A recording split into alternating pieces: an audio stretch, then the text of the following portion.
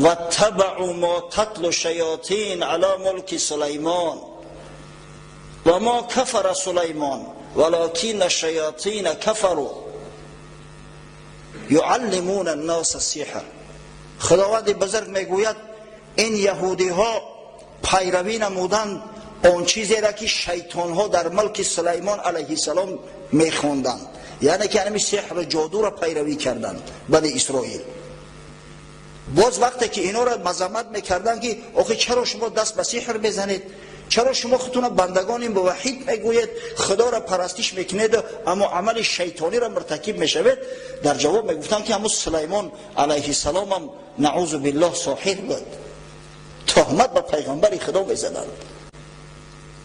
اما خداوند این تهمت اینا را رد کرد، گفت و ما کفر سلیمان، سلیمان نعوذ بالله کافر نشده است، این سحر کفر است.